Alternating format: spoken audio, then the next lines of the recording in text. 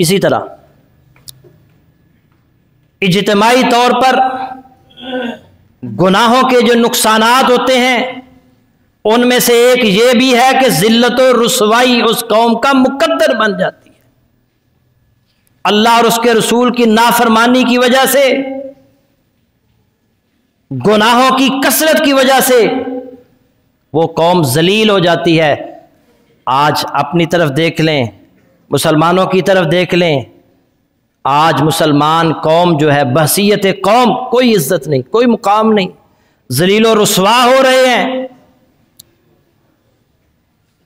चंद लाख डॉलरों के इवज हम अपने मुसलमान भाइयों को अमेरिका के हवाले करते रहे।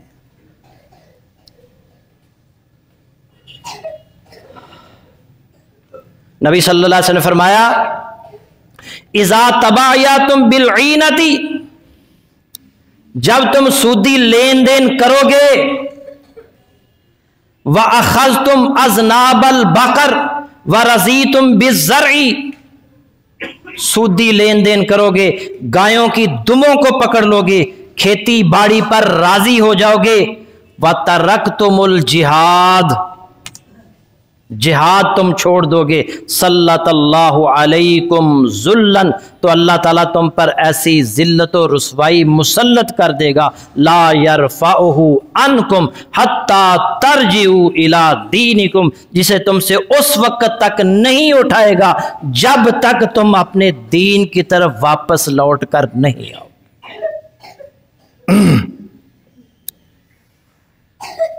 1990 से लेकर आज 2023 है ना जी, कितने साल, 33 साल हो गए ना 5 फरवरी मनाते हुए। क्या कश्मीरियों के हालात बेहतर हुए? बल्कि बद से बदतर होते चले जा रहे हैं। नई कानून साजी करके उन्होंने उनको अपना हिस्सा बना लिया है, लेकिन हम 5 फरवरी तसलसल के साथ मना रहे हैं। इस तरह मनाने से कश्मीर आजाद? अल्लाह के नबी क्या कह रहे हैं? व तरकतुमुल जिहाद, तुमने जिहाद छोड़ दिया तो उसके नतीजा क्या निकलेगा? सल्लल्लाहु अलैकुम ज़ुल्लन, अल्लाह ताला तुम पर ऐसी जिल्लत और रुसवाई मुसल्लत कर देगा, ला यरफ़अहु अन्कुम हत्ता तरजिउ इला दीनिकुम, जिसे तुमसे उस वक्त तक नहीं उठाएगा जब तक तुम अपने दीन की तरफ वापस नहीं आओ। दीन की तरफ आना होगा, वरना यह जिल्लत और रुसवाई ख़त्म नहीं होगी। इसी तरह इज्तिमाई तौर पर गुनाहों के जो ख़तरनाक नताइज हैं उनमें से एक ये भी है कि फतह शिकस्त में बदल जाती है। इसकी बेहतरीन मिसाल जंगे उहुद, नबी सल्लल्लाहु अलैहि वसल्लम ने 50 अफराद का एक ग्रुप एक जगह पर, एक टीले पर मुकर्रर फरमाया और कहा कि ये जगह नहीं छोड़नी जब तक मैं हुक्म ना दूं। हमें फतह हो जाए या शिकस्त हो जाए, ये जगह नहीं छोड़नी। जंगे उहुद शुरू हुई, अल्लाह रब्बुल इज़्ज़त ने मुसलमानों को फतह अता फरमाई। काफिर तितर बितर हो गए, भागना शुरू हो गए। इब्तदाई तौर पर मुसलमानों को फतह मिल गई। जब काफिर वहां से भाग निकले, मुसलमान रह गए, माले गनीमत काफी सारा पड़ा था। अब ये जो 50 अफराद थे ये कहने लगे अब तो जंग खत्म हो चुकी है, अब काफिर भाग चुके हैं, ये जगह छोड़ देनी चाहिए। तो कुछ लोग कहने लगे नहीं नहीं, अल्लाह के नबी ने फरमाया था जब तक मैं हुक्म ना दूं ये जगह नहीं छोड़नी।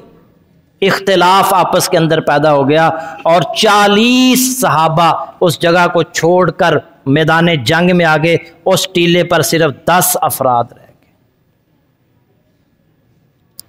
उधर खालिद बिन वलीद अभी मुसलमान नहीं हुए थे। उन्होंने अपनी काफरों को, सब साथियों को दोबारा इकट्ठा किया और देखा वो बैग पर जो अल्लाह के नबी सल्लल्लाहु अलैहि वसल्लम ने सहाबा खड़े किए थे, अब वो महज थोड़े से हैं, चंद एक लोग हैं। वो वापस आए, उन 10 अफराद पर हमला किया, 10 अफराद को शहीद किया और मुसलमान अब वो माल इकट्ठा कर रहे थे, माल गनीमत जमा कर रहे थे। अब उनकी तवज्जो खत्म हो चुकी थी। अब उनके वहमो गुमान में भी नहीं था कि काफिर दोबारा हमला आवर हो सकते हैं। उन्होंने मुसलमानों पर हमला कर दिया और 70 सहाबा शहीद हो गए, जो फतह शिकस्त में तब्दील हो गए। अल्लाह के नबी सल्लल्लाहु अलैहि वसल्लम की नाफरमानी करने की वजह से, एक खता होने की वजह से अल्लाह ने कुरान में जिक्र किया, वालकद सदक़कुमुल्लाहु वअदहु, बिलाशुबा अल्लाह ताला ने जो तुमसे वादा किया था उसे पूरा कर दिया। इज़ तहुस्सूनहुम बिइज़्निही, जबकि तुम काफिरों को अल्लाह के हुक्म से खूब कत्ल कर रहे थे। हत्ता इज़ा फशिलतुम व तनाज़अतुम फिल अम्री, यहाँ तक कि तुमने बुज़दिली दिखाई, नबी के हुक्म में झगड़ने लगे। व असैतुम मिन बादि मा अराकुम मा तुहिब्बून, और अपनी पसंदीदा चीज़ माले गनीमत नज़र आने के बाद तुमने उनकी नाफरमानी की, रसूल की नाफरमानी की। मिनकुम मन युरीदुद दुनिया व मिनकुम मन युरीदुल आखिरा, तुम में से कुछ वो थे जो दुनिया चाहते थे, कुछ वो थे जो आखिरत चाहते थे। अल्लाह के नबी सल्लल्लाहु अलैहि वसल्लम की नाफरमानी की वजह से फतह शिकस्त में बदल गई। वो सहाबा से एक छोटी सी खता हो गई। और हम हर रोज़ कितनी खताएं करते हैं, कितनी नाफरमानियां करते हैं। आज हमारा अमन, सुकून और चैन ख़त्म हो चुका है। ये गुनाहों के ख़तरनाक नताइज हैं। दुआ करें कि अल्लाह ताला हमें गुनाहों से महफूज रखे, और गुनाहों से महफूज रखे ताकि हमारे मुल्क के अंदर दोबारा अमन आए, सुकून आए, चैन आए, और हम चैन की ज़िंदगी बसर कर सकें। अल्लाह ताला बदअमनी से महफूज फरमाए, हमारे मुल्क को इस्तेहकाम नसीब फरमाए। व आखिर दावाना अनिल हम्दुलिल्लाहि रब्बिल आलमीन।